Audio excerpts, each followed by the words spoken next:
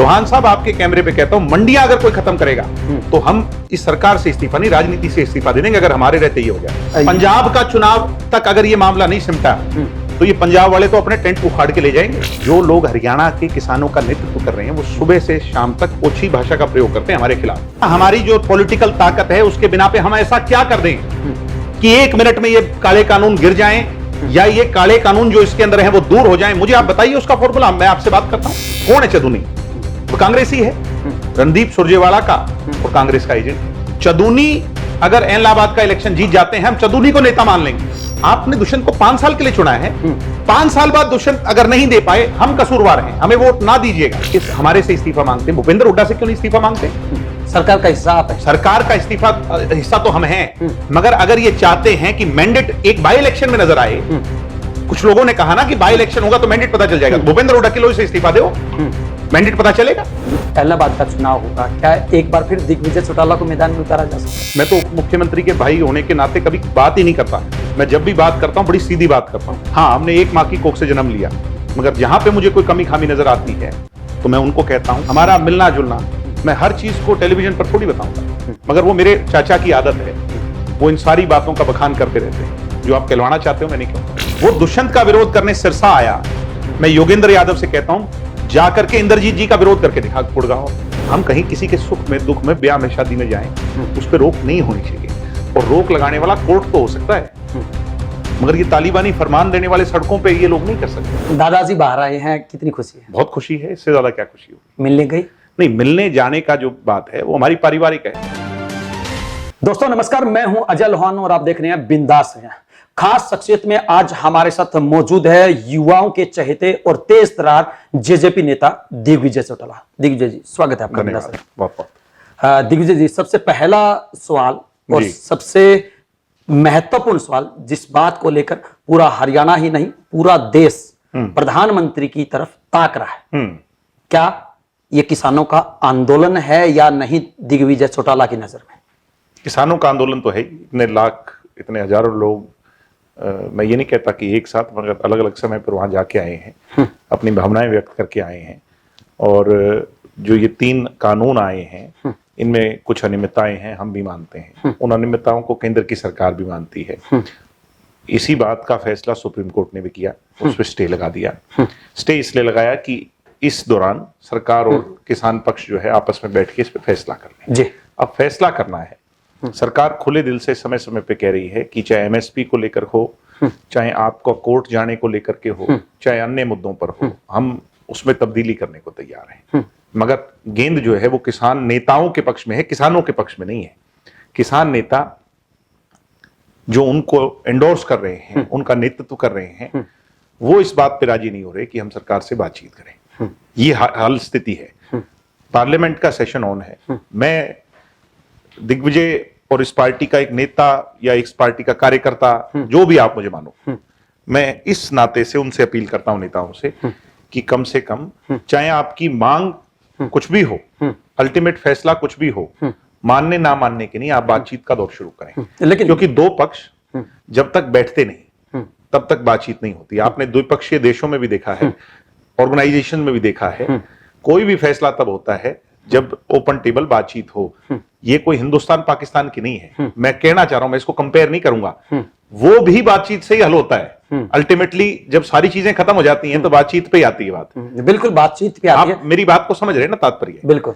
यहां तो हम घर के लोग हैं, घर की सरकार है, जिसने चुनी वो आज सड़कों पे अगर बैठा है तो वो उनका जो नेता है, नेतृत्व करने वाले लोग हैं, उनकी जिम्मेवारी बनती है भाई सर्दी गर्मी में ये लोग परेशान ना हो, हम बातचीत करें। दिग्विजय जी, आपने कहा कि मैं तो इस बात का भी पक्षधर हूं कि अगर वो चाहते हैं कि कहीं भी हम बिचौलिया बने, क्योंकि हम किसानों की पार्टी कहलाते हैं, कहीं भी वो ये चाहते हैं भाई हम किसी भी तरह से इनका कोई बीच का रास्ता निकालें, तो हमारी बकायदा जिम्मेवारी अपने पास बुला के लगाएं। हम प्रधानमंत्री जी तक, होम मिनिस्टर साहब तक उनकी बात ले जाने को भी तैयार हैं। मगर वो सुबह से शाम तक हमें भला बुरा कहें तो फिर ये बात उनको भी सोचनी चाहिए। दिग्विजय जी, आपको युवाओं के चहेते के रूप में देखा जाता है। आपने कहा कि हमारी पारिवारिक बातें हैं ये, और परिवार की अगर हम बात करें, अगर हम हरियाणा के उप मुख्यमंत्री दुष्यंत चौटाला की बात करें तो उन्होंने कहा कि ये किसान नहीं है। अगर हम अजय चौटाला जी की एक मिनट सर, अगर हम अजय चौटाला जी की बात करें, उन्होंने कहा कि कानून वापिस नहीं होंगे, तो तीनों में मतभेद कैसे? नहीं, तीनों मतभेद नहीं है। जिन लोगों ने पत्थरबाजी की, जिन लोगों ने शीशे तोड़े, जो लोग हुड़दंगी कर रहे हैं, दुष्यंत जी ने उनके रेफरेंस में कहा, number 1। Number 2, doctor Ajay Singh ji ने कहा कि कोई भी चीज कानून बन जाती है तो वो वापस नहीं हो सकता, उसमें तब्दीली हो सकती है। अब मैं इसको स्पष्ट भाषा में समझाता हूं कि सारी चीज तो खराब नहीं, ये तो आप भी मानते, मैं भी मानता हूं, किसान भी मानते हैं, मगर कुछ चीजें खराब है। उन कुछ चीजों को चेंज करने के लिए सरकार तैयार है, वो डायलॉग के साथ होगी, और तब तक के लिए कानून स्टेड है। मगर मैं फिर भी एक बात बोलना चाहता हूं कि ये 2-3 चीजें छोटी या मोटी हों, जैसी मर्जी हों, हम भी किसान हैं, हमारा भविष्य भी है, हमारे आने वाली पीढ़ी का भविष्य है, हमारे जो लोग हमारे साथ संबंधित हैं उनका भविष्य भी तो इससे जुड़ा है ना। हमने कहीं और जाके थोड़ी रहना है, यहीं रहना है। मगर इससे जो सबसे बड़ा नुकसान है, माइंडेड, मेरी बात कुछ लोगों को कड़वी लगेगी, इससे बिचौलियों का नुकसान है, और वो आप भी नहीं चाहते, असली मायने में गांव में, ग्रामीण क्षेत्र में बसने वाला किसान भी नहीं चाहता। ये जो इनके पेट का जो दर्द है ना, वो ना मैं दूर कर सकता, ना सरकार दूर कर सकती, ना कोई और। दिग्विजय जी, आया सीएम आया, इस तरह के बयान हर जगह पे सुनने को मिलते थे 2019 के चुनाव से पहले, लेकिन आजकल वो सीएम कहाँ है? लोगों के बीच में है, कहाँ नहीं है। लोग तो बुला रहे हैं। सुबह से लेके शाम तक चंडीगढ़ घुमाए आपने, वो आज भी आपने घुमाए, आज सुबह से आप यहाँ हो, किसी कोठी पे इतनी भीड़ है क्या? रोहन साहब झूठ नहीं बोलिएगा। नहीं, बिल्कुल नहीं, मैं आपसे ये चाह रहा हूं कि कैमरे पे स्पष्टता से बताओ, सारा चंडीगढ़ कल से घूम रहे हो, कहीं इतनी भीड़ है क्या?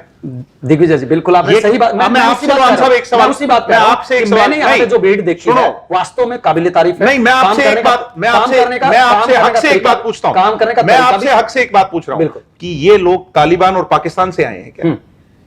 तो जो लोग किसान सड़कों पे बैठे हैं वो तालिबान से आए? कौन कह रहा है?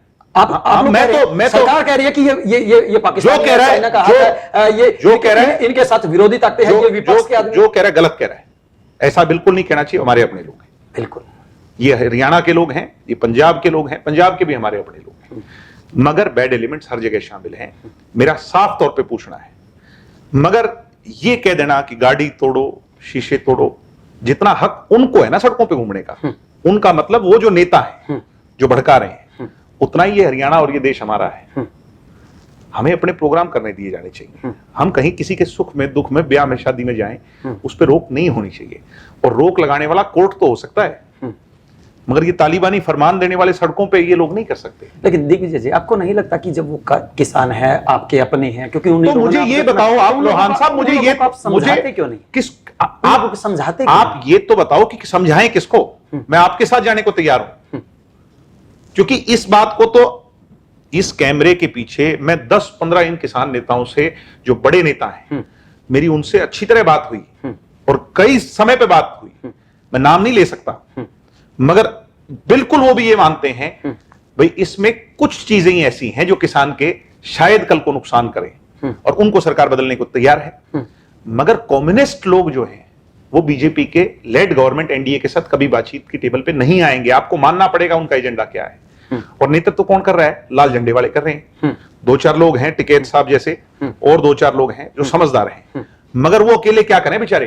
वो तो बार बार टिकैत साहब तो कहें हम बातचीत हमें करनी पड़ेगी, मगर वो पंजाब से और या अन्य जगहों से जो लोग आए हुए हैं, या ये चदुनी हरियाणा का जो है, ये कभी चाहेगा ही नहीं। कौन है चदुनी? वो कांग्रेसी है, रणदीप सुरजेवाला का और कांग्रेस का एजेंट है।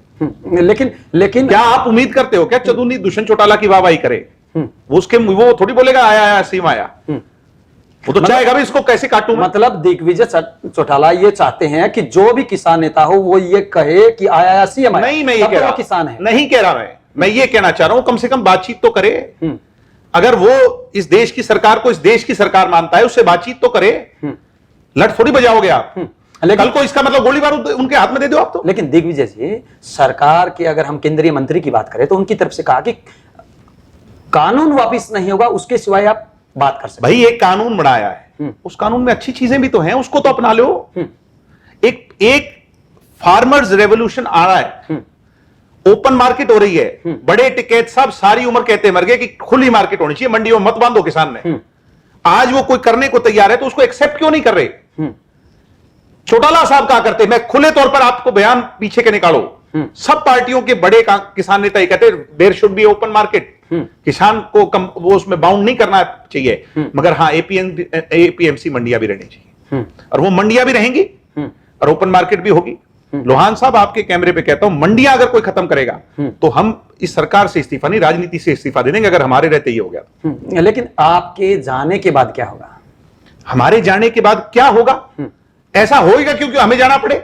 हम उनकी सेवा के लिए तो बैठे हैं, जो लोगों ने हमें चुन के भेजा है। इसका मतलब जो लोग विरोध कर रहे हैं, असली मायने में खतरा तो वो लोग हैं, हम लोग नहीं हैं। आप ये बात आपने खुद स्वीकार ली कि खतरा हम लोग नहीं है, खतरा तो वो लोग हैं जो आज इन आंदोलन को भड़काने का काम कर रहे हैं, कल को वो खत्म कर सकते हैं। मतलब दिग्विजय चौटाला को ऐसा क्यों लगता है कि वो भड़काने वाले लोग हैं? तो और क्या आप उनसे क्या उम्मीद करते हैं?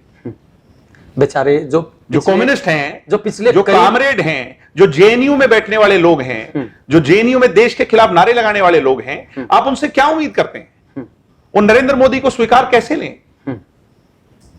लेकिन दिग्विजय जी, आपने नरेंद्र मोदी की बात की, आपने बीजेपी की बात की, सरकार में आने से पहले तो आप भी कहते थे कि भाई हम मुद्दों पर इस सरकार के खिलाफ थे, मगर जो मैंडेट हरियाणा की लोक जनता का आएगा 40, 10 और 31, उसके अंदर हमें एक को चुनना था। उसमें हमने उसको चुना जो हमारी 5 बातों पर सहमत हुआ। 5 में 3 बात दुष्यंत ने पूरी कर ली, 2 रह गई, 2 हम 5 साल में पूरी कर लेंगे, जनता के बीच में फिर जाएंगे और पूरी बहुमत की सरकार मांगने जाएंगे। लेकिन दिग्विजय जी, 5 बात जनता जब मान लेगी भाई ये सारी 5 बात पूरी हो गई, इससे हमारा भला हुआ, ठीक, तो फिर हरियाणा की जनता फिर वही नारे लगाएगी और आशीर्वाद देगी। लेकिन वो नारा हरियाणा की जनता नहीं भूलेगी कि जो सरकार का साथ देगा, बीजेपी का साथ देगा, वो कौम का गद्दार होगा। ऐसा है, किसी विषय को लेकर के अगर कोई बात बोली है, हम सरकार में आज कोई यहां पर कोई वो नहीं है, ये कोई हमारा इमोशनल अलायंस नहीं है, प्रैक्टिकल अलायंस है, मुद्दों के आधार पर अलायंस है। हमने इस सरकार को तब बनाया जब हमारी 5 बातें माननीय जो देश के होम मिनिस्टर हैं उन्होंने दुष्यंत जी के साथ जब समझौता किया तो इन 5 बातों पे किया कि हाँ इन बात के लिए हम सहमत हैं। कांग्रेस मान जाती। दिग्विजय जी, समझौता होने के बाद, गठबंधन होने के बाद सबसे बड़ी उपलब्धि आपको क्या लगती है? 75% आरक्षण। लेकिन नौकरियां कितनों को मिली? भाई मेरी बात सुनो, कोविड के अंदर हम जंजाल में फंसे हुए हैं, नौकरियां मिलनी छोड़ो, अभी तो नौकरियों पे जा ही कोई नहीं सकता। आज उस जंजाल से हम निकल रहे हैं। मैं आपको कहता हूं नई नौकरियां तो आने दो। कहीं कोई कंपनी अगर कोई रिक्रूटमेंट करेगी उनको करना पड़ेगा। लोहान साहब, किसी भी चीज को एक प्राइमा फेसी देख लेना। आपने दुष्यंत को 5 साल के लिए चुना है, 5 साल बाद दुष्यंत अगर नहीं दे पाए, हम कसूरवार हैं, हमें वोट ना दीजिएगा।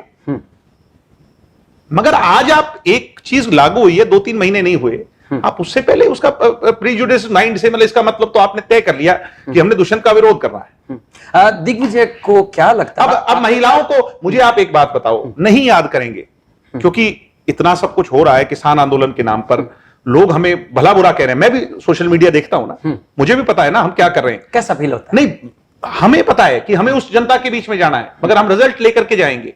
आज जब जिला परिषद के, पंचायत के चुनाव होंगे, मेंबर के चुनाव होंगे, उसमें 30% महिलाएं आएंगी। शायद ना याद करें दुष्यंत को, मगर इतिहास इस बात का गवाह रहेगा कि दुष्यंत चौटाला की बदौलत हुआ है। लेकिन इतिहास तो यह भी याद रखेगा कि जब किसान सड़कों पर पीट रहे थे तो आप चंडीगढ़ में सरकार के मजे ले रहे थे। हम सरकार के मजे ले रहे थे या हम उनके लिए कानून, हम उनके लिए प्रयास कर रहे थे? दुष्यंत ने बनाए हैं क्या कानून? जिसने बनाए हैं हम उसके साथ मध्यस्थता करने को भी तैयार हैं। आप मुझे यह तो बताओ कि हम कहां गलत हैं? कोई यह समझाने को तैयार नहीं है। अगर आज मैं प्रैक्टिकल क्वेश्चन पूछता हूं, ये हमारे से इस्तीफा मांगते, भूपेंद्र हुड्डा से क्यों नहीं इस्तीफा मांगते? सरकार का हिस्सा आप है। सरकार का इस्तीफा हिस्सा तो हम हैं, मगर अगर ये चाहते हैं कि मैंडेट एक बाई इलेक्शन में नजर आए, कुछ लोगों ने कहा ना कि बाई इलेक्शन होगा तो मैंडेट पता चल जाएगा, भूपेंद्र हुड्डा के लोग से इस्तीफा दो, मैंडेट पता चलेगा। लेकिन भूपेंद्र, इसका मतलब तो आप मेरी बात सुनिए, इसका मतलब तो वो चंडीगढ़ में मजे ले और हम यहां बैठ के अगर लोगों के काम कर रहे हैं। आपने खुद कैमरे पे कहा कि हजारों लोगों की भीड़ थी। देखो, जो बात जायज है वो हम कहेंगे। जैसे ही हम यहाँ पे आए, हमने आने के बाद यहाँ पे भीड़ जो देखी, तराजू का तोलमोल तो बराबर होना चाहिए। दिग्विजय जी, ये तो आज पहली बार, क्योंकि सरकार बनने के बाद हम पहली बार यहाँ पे आए हैं, और सरकार में आने के बाद, क्योंकि एक तरफ हरियाणा के लोग वहां पे भला बुरा कहते हैं, सोशल मीडिया पे आप भी भला बुरा कहते हैं, लेकिन यहाँ पे आने के बाद जब भीड़ देखी तो लोगों का दोहरा चेहरा भी यहाँ पे देखने को मिला है। अब वो चेहरा तो जनता डिसाइड करेगी। मेरे को हमें जो है, दुष्यंत ने 5 साल एमपी रह के काम किया कर्म योगी की तरह। आज तक हमारी पार्टी का किसी नेता या हमारी पार्टी का नेता हम डॉक्टर साहब के बाद दुष्यंत को माने, तो आप एक स्टेटमेंट ये बता दो जो जाति पाति धर्म मजहब या किसी कम्युनिटी या इंडिविजुअल को फायदा पहुंचाने के लिए हुई, सिर्फ और सिर्फ उसके एक बात सुनी हुई, काम काम और काम। कर्म योगी का काम है काम करना, लोगों का काम है बदनाम करना। लेकिन कांग्रेस तो कहती है कि कर्म भोगी है। अब भाई वो तो कहेंगे ना, वो हमारी वाहवाही कैसे करेंगे? मैं यही तो कह रहा हूं, चंदूरनी से सुरजेवाला से हुड्डा से आप कैसे उम्मीद कर सकते हो? उनकी तो दुकान तभी चलेगी ना जब दुष्यंत को बदनाम करेंगे। दिग्विजय जी, हरियाणा में 33 साल का एक लड़का हरियाणा का उप मुख्यमंत्री बन के सुबह से शाम तक काम करता है। ये आपके मीडिया चैनलों ने दिखाया, जब ऑफिस में होता है तो रात को सेक्रेटरीट की बत्ती बंद हो जाने के बाद, क्योंकि वो पूरा कट लगाते हैं, उसके बाद भी फोन की लाइटों से काम करने वाला आदमी आज हरियाणा में एक रेवोल्यूशन ला रहा है। कैसे एक्सेप्ट कर लेंगे जी? दीपेंद्र हुड्डा की दुकान बंद हो गई क्योंकि वो रोज तक सोनीपत झज्जर से बाहर नहीं निकल पाया। इसको पूरे हरियाणा ने एक्सेप्ट कर लिया। और आप चंडीगढ़ से बाहर नहीं निकल पाए। कौन कह रहा है? हम तो हर जगह घूम रहे हैं। हाँ, कुछ गुंडे बदमाश असामाजिक तत्व लाठियां लेके खड़े, कोई बात नहीं, let the police deal with it. हम थोड़ी उनको कुछ कह रहे हैं। ताइंद्रो से भी वादा किया था। किससे? ताइंद्रो से वादा किया। हाँ, तो क्या वादा किया हमने? क्या गलती करी? बताओ क्या गलती करी? कोई ये तो बताने को तैयार ही नहीं ना। मुझे बताओ, मैं आज ओपन चैलेंज देता हूं आपके इस पे, ऑल्दो वो मेरे से बड़े हैं, योगेंद्र यादव। बिल्कुल। जो सारी उस व्यक्ति की खास बात है कि वो अपने आप के भी खिलाफ है। वो दुष्यंत का विरोध करने सिरसा आया। मैं योगेंद्र यादव से कहता हूं, जाकर के इंद्रजीत जी का विरोध करके दिखा गुड़गांव में, दूध का दूध और पानी का पानी हो जाएगा। नहीं जाएंगे, किसी और एमपी का विरोध करने नहीं जाएंगे जिनने वोट डाला है। दुष्यंत का विरोध करो क्योंकि 33 साल का है, इसका करियर 30 साल का है ना? कहानी में गड़बड़, ये आपको समझना होगा। हम फिर कह रहे हैं, हमें किसी से कुछ नहीं लेना, हम अपने काम के में लगे हुए। मैं अपील करता हूं, मेरे लिए तो योगेंद्र यादव जी भी, चंदूनी जी भी, टिकैत साहब भी, सब सम्माननीय हैं। जहां हमें बुलाएंगे, अगर वो ये कहेंगे ना बॉर्डर पे चल के आओ, हमारे बीच में बैठो, हम वहां जाने को तैयार हैं। मगर बातचीत के लिए तो हां भरो। पंजाब का चुनाव तक अगर ये मामला नहीं सिमटा तो ये पंजाब वाले तो अपने टेंट उखाड़ के ले जाएंगे, और हरियाणा वाले फिर वो जैसे एसवाई की बात में वेट करते रहेंगे, वैसे वेट होएगी। मैं बता रहा हूं, मैं आप मेरे से बात कड़वी लगेगी, लेकिन कसी उठा के तो आप लोग भी गए थे। हम तो गए थे, तो कहा आज वो बात क्यों नहीं करते? एसवाई की भी करो उनके साथ। आपकी सरकार, आप मैंने तो कहा हम तो तैयार हैं। कोई आज हरियाणा के सभी विपक्षी दल उन पंजाब के नेताओं को सर मानने के साथ नेता मान करके उनके साथ वहां पे स्टेज के नीचे बैठे हैं। उनसे एसवाई की भी करो, हम भी तैयार हैं बातचीत करने के लिए। लेकिन जो लोग कैप्टन साहब से भी तैयार हैं। उन्होंने त्याग कर तो दिया। क्या एक ही सीट थी, उसी से इस्तीफा दे दिया। फर्क थोड़ी पड़ा है। कोई फर्क पड़ गया क्या? कितने महीने हो गए इस्तीफा दिए हुए? 6 से ऊपर हो गए, तकरीबन 6 महीने से ज्यादा। हाँ, तो क्या उससे ये कानून वापस हुए? इनसे कानून वापस नहीं होने थे। इस्तीफे से कुछ नहीं होगा। इस्तीफे से कुछ लोग राजनीति चमकाएंगे, बाई इलेक्शन में अपना जो है ना स्वार्थ सिद्ध करेंगे। दिग्विजय चौटाला को इन कानूनों में सबसे ज्यादा फायदा किस बात में लगता है? भाई ओपन मार्केट, सारी बात की एक बात, किसान को, और इसमें ज्यादा सा आपको एक बात माननी पड़ेगी, जहां एपीएमसी मंडियां हैं और जहां गेहूं पर धान पर डिपेंडेंट किसान है, कॉटन पर है, वहां इससे फर्क ही नहीं पड़ेगा। इससे तो फर्क पड़ेगा जहां पर फल सब्जियां या अन्य प्रदेशों में जहां ये मंडियां नहीं थी, वहां पर लोगों को जो है ना इससे खरीद में इजीनेस आएगी। मैं आपको खुले तौर पे कहता हूं, आप भी यही हो, मैं भी यही हूं, ये कैमरा भी यही है। आप हाइपोथेटिकली इससे मान लो कि ये कानून लागू हो गए, जो कि अभी नहीं हुए, और किसी कृषि विशेषज्ञ को 3-4 को एक साथ बिठा करके ये पूछो भी इससे नुकसान ज्यादा किसको है? नुकसान है बिचौलिए को। बिचौलिया खत्म होता है तो फायदा किसको होता है? दिग्विजय जी, दोनों तरफ होता है। दिग्विजय जी, तकरीबन 11-12 दौर की वार्ता सरकार और किसानों के बीच में हुई है, और लगभग 25-26 ऐसे मुद्दे थे जिनको सरकार ने मान लिया कि हम इनको वापस कर लेंगे या इनमें संशोधन कर लेंगे। जब इतना ही बिल सही था तो 25 गलतियां क्यों मानी? भाई उसमें अगर 2000 चीजें हैं, 1000 चीजें हैं, उसमें 25-26 गलत हैं, या उसमें 500 चीजें हैं, मुझे तो नहीं पता ना।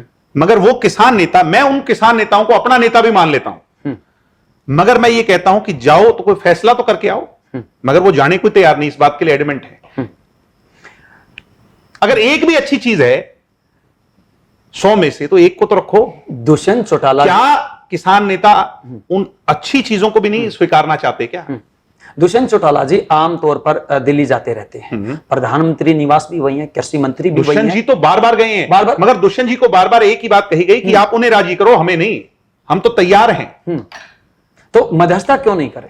मैं कह रहा हूं कि कहां चलना है, हम तैयार हैं। मैं आपको उस पहली पंक्ति के पहले खड़े मिलूंगा, किसी से बातचीत करनी हो हम तैयार हैं, मगर आप उनको तैयार करो जो उस पक्ष में। जो मैंने आपसे क्या कहा कि जो लोग हरियाणा के किसानों का नेतृत्व कर रहे हैं वो सुबह से शाम तक ओछी भाषा का प्रयोग करते हैं हमारे खिलाफ। क्या आप उनसे उम्मीद कर सकते हो क्या कि वो हमारे से बात करेंगे? उनको वो लोग हैं जो चुनाव लड़ चुके हैं और चुनाव हारे हैं बुरी तरह। आपने चुनाव की बात कही है, क्या किसानों को चुनाव लड़ने का अधिकार बिल्कुल है। तो मैं कह रहा हूं ना, चौधरी पंजाब वालों को कह रहा है इलाहाबाद में चुनाव है, लड़ ले, इस बात को मैंडेट मान ले, खुला मैंडेट मान ले। पंजाब के इलेक्शन से पहले हरियाणा में बाई इलेक्शन होगा, चदूनी अगर इलाहाबाद का इलेक्शन जीत जाते हैं हम चदूनी को नेता मान लेंगे। मतलब ये सरेआम चेतावनी है या धमकी है? क्योंकि वो अपना स्वार्थ सिद्ध कर रहे हैं। पंजाब वालों को कह रहे हैं पंजाब वाले पंजाब में लड़े, यूपी वाले यूपी में लड़े। इसका मतलब उनका मोटिव कुछ और है कि इसके बिना पर हरियाणा में इस तरह की राजनीति का एक नया जन्म हो जाए और तुम उसका नेता बन जाए। यानी वहां तुम वो काले कानून वापस करवाने गए हो या अपना स्वार्थ सिद्ध करने गए हो? आप मेरी बात को समझें। फिर भी ये चलो हम बड़ी बड़ी बातें इस तरह की करें, इनसे कुछ नहीं होगा। लेकिन दिग्विजय जी, अब अल्टीमेटली दिग्विजय जी, आपने लोगों से हमेशा वार्तालाप की है और अभी अगर हम बात करें किसान आंदोलन से पहले कि आप हमेशा जनता के बीच में रही हैं, आपको नहीं लगता कि जो देश का अंदाता है पिछले लगभग 6 महीने से दिल्ली की हमें पीड़ा नहीं होती? 500 के करीब किसान अपनी जान गंवा चुके हैं, आपको नहीं हमें पीड़ा नहीं होती क्या? हमारा दिल नहीं पसीजता क्या? हमें इस बात का ना केवल दर्द है, हमें इस बात का नुकसान है। मगर आप हमारा दोष तो बताइए, या हमारी जो पॉलिटिकल ताकत है उसके बिना पे हम ऐसा क्या कर दें कि 1 मिनट में ये काले कानून गिर जाएं या ये काले कानून जो इसके अंदर है वो दूर हो जाएं। मुझे आप बताइए उसका फॉर्मूला, मैं आपसे बात करता हूं। या किसी भी कोई भी लीडर ऐसा है तो मुझे बताइए। या इस्तीफा देने से होता तो आपने एक एग्जाम्पल देख लिया।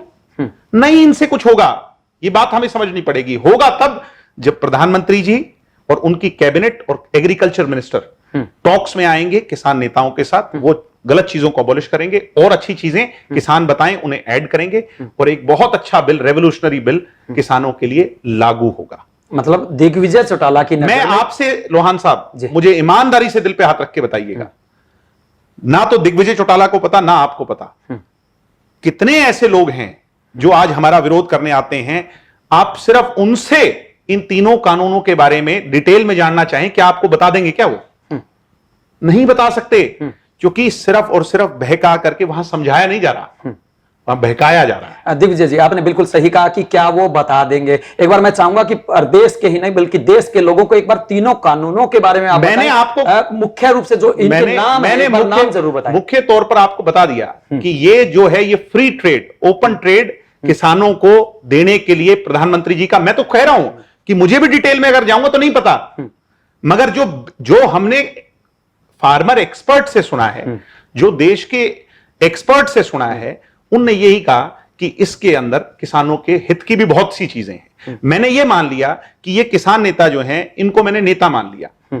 मैंने कहा कि कम से कम हमारे फायदे के लिए आप दिल्ली तो जाइए। बिल्कुल। दिग्विजय जी, अब हम युवाओं के मुद्दे पे आते हैं, क्योंकि किसान आंदोलन पे बहुत सारी चर्चा की है क्यों, और इनसो की अगर हम बात करें तो आपने इनसो के लिए बहुत सारा काम किया है और अब रोहतक में आप स्थापना दिवस मनाने जा रहे हैं। क्या भूपेंद्र सिंह हुड्डा को टारगेट करने के लिए? क्यों, भूपेंद्र सिंह हुड्डा का कोई ट्रेडमार्क है क्या रोहतक पे? रोहतक तो भूपेंद्र सिंह हुड्डा तो 91 के बाद जो है वहां पे वो चुनाव जीतना शुरू किए। वो तो चौधरी देवीलाल जी का गढ़ रहा, हमारा घर है Rohtak. Political ups and downs चलते रहते हैं, कौन कहां जीत जाए, कौन किसका दाव कहां लग जाए। तैयारियां किस प्रकार की?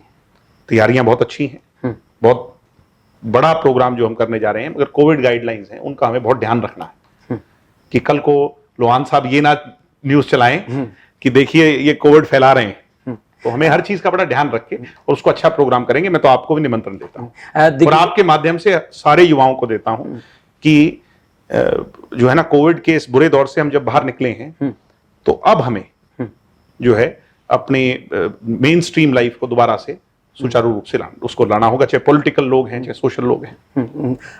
दिग्विजय चौटाला के कंधों पर बहुत बड़ी जिम्मेवारी रखी गई थी और पूरा प्रदेश आपकी तरफ ताक रहा था, तो ऐसे में आपको क्या लगता है इतना समय बीत जाने के बाद उपलब्धि क्या मानते हैं आप? नहीं, उपलब्धि तो तब होगी ना जब हम कुछ इससे बाहर निकल करके, कोविड से बाहर निकल करके अब लोगों के बीच में जाएंगे, अपनी पार्टी को मजबूत खड़ा करेंगे।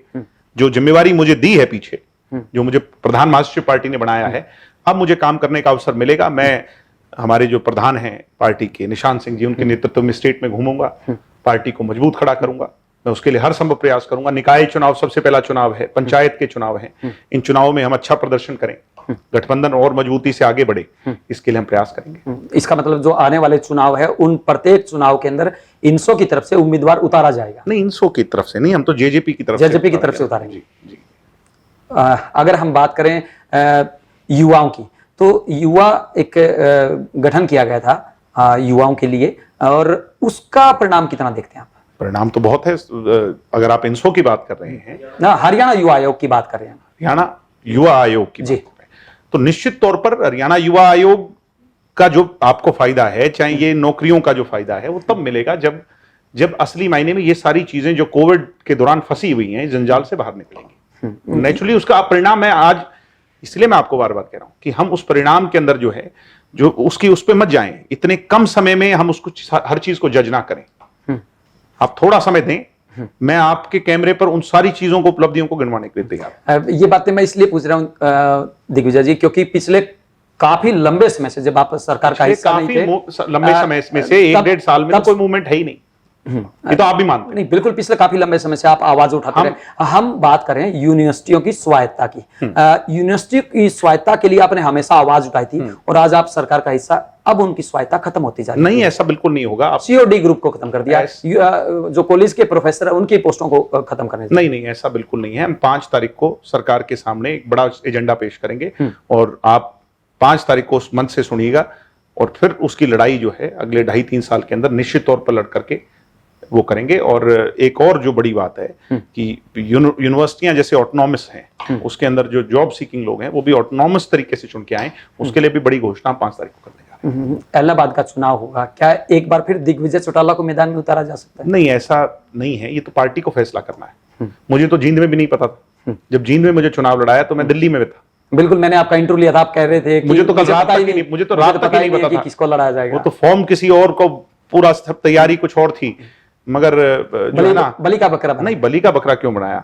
चौधरी देवीलाल सदैव ये कहते हैं कि अपने से मजबूत से लड़ो, तो सुरजेवाला जी आगे तो क्या पता दुष्यंत जी ने मुझे योग्य समझा। तो इलाहाबाद में भी ऐसी योग्य, देखिए अब हालात क्या होते हैं, चुनाव कब होता है, कौन लड़ता है, मैं किसी भी दी हुई जिम्मेवारी से पीछे नहीं हटूंगा। चाहे मुझे कार्यकर्ता के तौर पर सड़क पर वोट मांगने पड़े, घर घर जाना पड़े, लोगों के बीच में जाना पड़े, या चाहे मुझे चुनाव भी लड़ना पड़े, मगर वो बहुत हाइपोथेटिकल है। जो आप कहलवाना चाहते हो मैं नहीं कहूंगा। दादाजी बाहर आए हैं, कितनी खुशी है? बहुत खुशी है, इससे ज्यादा क्या खुशी होगी। मिलने गई? नहीं, मिलने जाने का जो बात है वो हमारी पारिवारिक है, हम जब मर्जी जाएं, किसी से पूछ के थोड़ी जाएंगे। आप हमारे पारिवारिक बातों को देखिए। मेरे चाचा की एक खासियत है, जो बात वो आपको बार बार टेलीविजन पर या कैमरों में बोलते हैं, वो हमारे पारिवारिक जो बातें होती हैं, पारिवारिक बातें, हम पारिवारिक बातें नहीं, पारिवारिक बातें है ना, हमारा मिलना जुलना, हमारी कब बातचीत हुई, हमारा मिलना जुलना, मैं हर चीज को टेलीविजन पर थोड़ी बताऊंगा, मगर वो मेरे चाचा की आदत है, वो इन सारी बातों का बखान करते रहते हैं। अगर हम युवाओं की बात करें तो युवाओं को क्या प्रेरणा देना चाहेंगे आप? मैं तो युवाओं से यही कहूंगा कि अब जो है इस कोविड से हम बाहर निकले हैं, और शिक्षा का सबसे बड़ा नुकसान 1.5 साल में हुआ है। हमें उसको जो है ना ओवरकम करना है, हमें अपनी स्किल्स को अच्छा करना है, और फिर सबसे बड़ी बात, मैं इस बात की जिम्मेवारी लेता हूं कि रोजगार के लाखों अवसर हरियाणा में आएंगे, और वो हरियाणवियों तक जाएं। सिर्फ और सिर्फ डीसी रेट की नौकरियों तक हमें सीमित नहीं होना। कब? आप ये मान करके चलिए, मैंने जब ये 75% लागू हुआ था तो मैंने 1 साल मांगा था, मगर उसके 1 साल के बाद आज कोविड का पूरा दौर रहा। इस बात के लिए हमें सबके सामने है। हाँ, वो आप हमें एक्सक्यूज करें, मगर अब जो 1 साल है, इसके अंदर चाहे फ्लिपकार्ट हो, चाहे एक बैटरी की कंपनी बड़ी आई है हरियाणा में, बहुत सारे उद्योग, मारुति का नया प्लांट खरखोदा के लिए जो है ना वो हो रहा है। मैं ये मान करके चलता हूं कि लाखों अवसर निकलेंगे, और जो ऑलरेडी कंपनीज हैं वो भी जब अपनी नई नौकरियां निकालेंगी तो 75% का पूरा फायदा हरियाणवियों को मिलेगा, इसमें कोई दो राय नहीं। क्योंकि ज्यादातर नौकरी तो 50,000 या 50,000 से नीचे की होती है, ज्यादातर 90%, और उसका ये कानून है और उसमें पूर्णतः हरियाणा के युवाओं को फायदा मिलेगा। आपने युवाओं की बात की है, अगर हम विशेष तौर से महिलाओं की बात करें तो उनके लिए क्या कहना है? महिलाओं के लिए तो बहुत बड़ा फैसला, महिलाओं को राजनीतिक हिस्सेदारी देने का जो है दुष्यंत जी ने किया, जो एक बड़ा सपना साकार हुआ है, जिसके लिए महिलाएं बहुत लंबे समय से संघर्षरत थी। दुष्यंत जी ने पहली पंक्ति में उस काम को किया। और भी महिलाओं के लिए जो जो मुद्दे हैं हम उस पर हर संभवता प्रयास कर रहे हैं। महिलाएं हमारे लिए प्रायोरिटी हैं और वो रहेंगी। स्कूल खुले हैं, कॉलेज बंद है, स्कूलों में कोरोना नहीं है, यूनिवर्सिटी में नहीं, मैंने तो इस बात को कहा है, बार बार कहा है। ये फैसला तो देखो उस डिपार्टमेंट में बैठे अफसरशाही जो है उसको भी लेना है, वहां जो मंत्री हैं उनको भी लेना है। मैं तो आज भी कहता हूं कि बहुत जल्द अगर हालात अगर आपको सामान्य लगे तो उनको खोल देना चाहिए, मगर क्योंकि जिम्मेवारी तो अल्टीमेटली बाद में जाके उन्हीं लोगों सरकार की हो जाती है। हरियाणा के लोगों से क्या अपील करना चाहेंगे, विशेष तौर से किसानों से? किसानों से मैं अपने परिवार के, मेरे अपने लोगों से हाथ जोड़ के अपील करता हूं कि जो नेता लीड कर रहे हैं आप उन्हें कहिए कि सरकार से बातचीत करें। उस बातचीत के दौर में कहीं भी आप ये समझें, हमें इस लायक समझें क्योंकि आपने हमें चुन के भेजा है, तो हम आपके साथ बैठने को, आपके अगली चेयर पे बैठने को, आपके साथ इस बातचीत में तैयार हैं। आपकी जो बात है उसको रखने को तैयार हैं, हर संभवतः लड़ाई आपकी लड़ने को तैयार हैं। और मैं एक और अपील किसानों से करूंगा कि ये जो इस तरह के लोग हैं जो हुड़दंगबाजी कर रहे हैं, क्योंकि अगर ये कोई भी ऑर्गेनाइजेशन के लोग करते तो इसको बहुत बड़ा वो माना जाता, सिर्फ और सिर्फ किसानों के नाम पे कर रहे हैं तो उन्हें लेट गो किया जा रहा है। इसलिए मेरी हाथ जोड़ के अपील है कि कहीं ये कानून अपने हाथ में लेके कोई ऐसा काम ना कर दे जिसको हम सामाजिक तौर पे ओवरकम ना कर पाए। इसलिए मेरी अपील है कि इन्हें रोकें। आप विरोध करना चाहते हैं, अगर आप किसी भी व्यक्ति का विरोध या ऑर्गेनाइजेशन का विरोध करना चाहते हैं वो आपका अधिकार है, वो ठीक है, मगर उससे आगे एक हद से आगे ना बढ़ने दें। जब हम यूनिवर्सिटी कॉलेजों में थे तो हमें भी अपनी सीमा का पता था। क्या हो गया ऐसा कि आज देश के तिरंगे झंडे को डिप्टी स्पीकर की गाड़ी पे फाड़ दिया जाता है, इससे बड़ा तो अपमान ही नहीं हो सकता। इसलिए मेरी फिर से अपील है, उन सारी बातों को पीछे छोड़कर सरकार को दरियाली दिखानी चाहिए। लोगों को ने अगर इनके बहकावे में कुछ किया भी है तो उनको साइडलाइन करना चाहिए। फिर से किसानों को सरकार के साथ बातचीत का दौर शुरू करना चाहिए, बातचीत होनी चाहिए, इसका हल निकलना चाहिए, फैसला होना चाहिए, किसानों के हक में होना चाहिए, चाहे वो उसके लिए सरकार को कितना बड़ा भी सेक्रीफाइस क्यों ना करना पड़े, क्योंकि अल्टीमेटली सरकार किसकी है, देश किसका है, ये किसानों का है। बिल्कुल। उप मुख्यमंत्री के भाई न होने के नाते एक आम नागरिक के चलते आप सरकार को 10 में से कितने नंबर देना चाहेंगे? नहीं, ये तो आपने बहुत गलत आदमी से सवाल पूछा है। मैं तो उप मुख्यमंत्री के भाई होने के नाते कभी बात ही नहीं करता। मैं जब भी बात करता हूं बड़ी सीधी बात करता हूं और आप ये जानते हैं। आपने मुझे उस हिसाब से टैग कर दिया। हाँ, हमने एक माँ की कोख से जन्म लिया, मगर जहां पे मुझे कोई कमी खामी नजर आती है तो मैं उनको कहता हूं, जहां उन्हें कहीं नजर आती है तो वो मेरे से करते हैं 10 में से नंबर। मैं ये कहता हूं कि बहुत कुछ किया जाना अभी भी बाकी है और बहुत कुछ किया है जिसकी शायद जो है ना वो हो सकता है कि ऐसे दौर में किया, ऐसा समय किया जब आपने सब कुछ सही करते हुए भी आपको सही लोग नहीं मान रहे। मगर मैं बड़े विश्वास से कह सकता हूं कि इन बातों को जो हुआ है इनको याद किया जाएगा, बड़े लंबे दौर तक किया जाएगा। हरियाणा कौन सा, हमने कोई सदैव राजनीति जो है ना कब सदैव सरकार में नहीं रहना, ये तो जनता ने चुनी। हमने कोई सदैव यहां बैठ के इंटरव्यू नहीं देने। मगर मैं एक बात कहता हूं कि ये जब जब भी कोई प्राइवेट नौकरी आदमी लेने जाएगा तो वो मन ही मन दुष्यंत को याद करेगा। जी बिल्कुल। बिंदास हरियाणा की खास शख्सियत में ये थे तेज तर्रार नेता दिग्विजय चौटाला। और निश्चित रूप से आज हमने ऐसे कड़वे सवाल पूछे हैं इनसे, शायद किसी ने उम्मीद नहीं की होगी, लेकिन कड़वे सवालों का सीधा सीधा जवाब इनकी तरफ से दिया गया है। इनका साफ तौर से कहना है कि हम पहले भी किसानों के साथ थे, आज भी किसानों के साथ है और आने वाले समय में भी किसानों के साथ कंधे से कंधा मिलाकर खड़े रहेंगे। और जहां तक युवाओं की बात आएगी तो युवाओं को सबसे ज्यादा नौकरी का अगर मौका किसी ने दिलवाया है तो वो दुष्यंत चौटाला है। हालांकि प्रदेश की जनता सच्चाई जानती है। वीडियो जर्नलिस्ट अमित कुमार के साथ अजय लोहान, बिंदास रहना।